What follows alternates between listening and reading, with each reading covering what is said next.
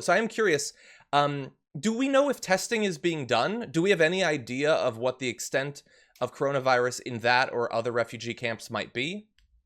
None. There is no testing in those areas. The most important, vital kind of resource that both in Cox's Bazar with the Rohingya refugees and in Lesbos with those that have made it to Europe's shore are after is real news.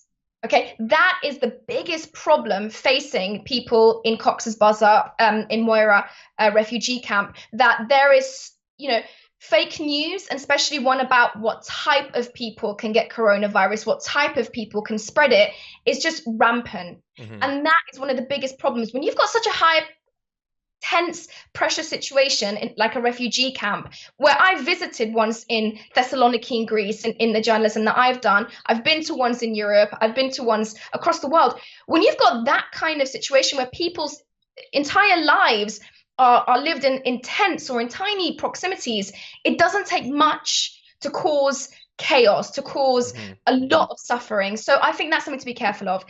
I want to talk about something else you mentioned, John. I want to bring a bit of more of the European perspective.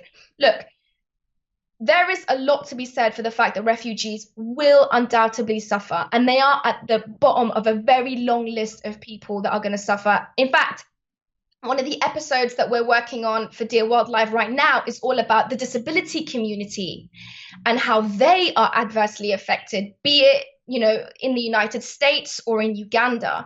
There are so many vulnerable communities out there that have been struggling, that have been offering solutions to kind of getting them that human capital engaged that have been left out. So I guess what I'm really frustrated by and what I'm seeing is that the most vulnerable are going to suffer the most. I mean, even in the United States, it's African Americans, it's people who are in that group that are disproportionately bearing the burden. This time, this pandemic, it calls for one thing: for us to look after the most vulnerable and the weakest in our communities. And whether it's Viktor Orban in Hungary, or whether it's Duterte out in the Philippines, or wherever it might be, these totalitarian, these strongmen leaders are absolutely grabbing power where they can and risking the lives of their citizens and the people they're in charge of. So my worry is that actually the power grab that we're seeing in small doses all around the world is going to amount to far more severe consequences for populations everywhere. Yeah, and as one example of that, I saw earlier today that Hungary is about to remove illegal protections and recognition of transgendered individuals, obviously over concerns around the coronavirus. It's not just a cynical power grab.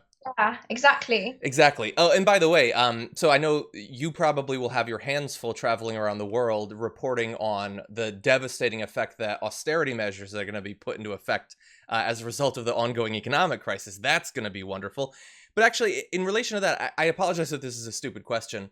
So you, over the years, you've done multiple different shows where you've traveled around the world and tried to show people what's going on in these countries. Do we have any idea if, like, US media, European media, those sorts of things, if they're locking down, if they're in quarantine?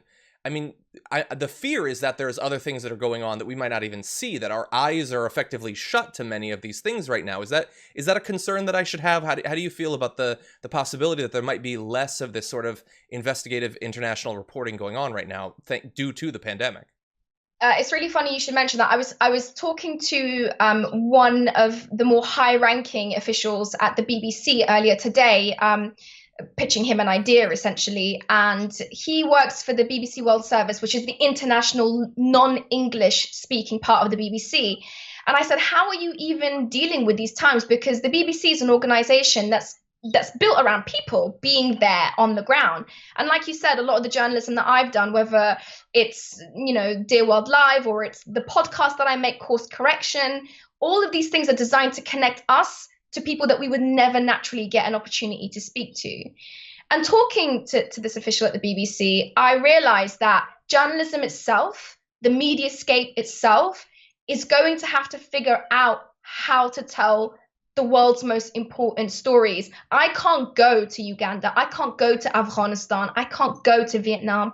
And yet those views and those lives and those people are going to be just as affected as you and me. And so I think this is the biggest challenge within a generation of journalists and foreign correspondents like myself, to be able to get ourselves and get those stories in whatever way possible. And I don't know how optimistic I am. I mean, one of the things that this official at the BBC said was, look, we have to pivot. We can't be there. We're going to have to figure out how to use social media, how to use digital media to get those stories out there. And I said, what have you got in place to be able to do that? And he said, we simply don't know. We're working on it. So I don't think there are any answers right now. But, you know, I hesitate because in America, I'm not sure you have sort of unbiased media. All media in America seems to be very much leaning in one side or another, whereas in the UK, we have this veneer, we have this kind of like aspiration to be as non-biased as possible. Whether we make it or not, we don't know. But there does seem to be a difference in the way these things are covered. That's true. That's true.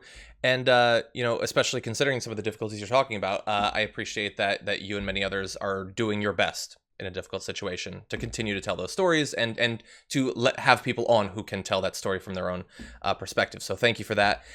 Where can people see both the podcast, but also Dear World Live? Where can they view this? Yeah, I mean, I'll just say this really quickly, that the Course Correction podcast and the show Dear World Live are designed to try and change the way that we discuss these big problems. We try to discuss solutions and not just butt heads against one another. So that's really important. If you're looking for a perspective, if you're looking for a way to talk about the solutions out of this gargantuous mess we're in, then the shows are for you, basically. That's my pitch. That's my top line. You can get the Course Correction podcast on any of the podcast streaming services. And Dear World Live, the brand new show from Doha Debates, comes at you every Tuesday, 10 a.m. Eastern time. You can catch it on Facebook, on YouTube, on Twitter. Just follow us at Doha Debates. There's the pitch. Nellifer, as always, thank you so much for joining us.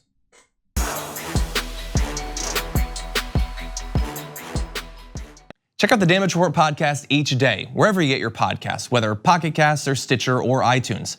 You can join me as I give you the news and stories you want, with a range of co-hosts and interview guests jumping in on the fun each day. Again, that's the Damage Report, wherever you get your podcasts. And if you get them at iTunes, don't forget to rate and review. Sometimes I'll read them live on the show.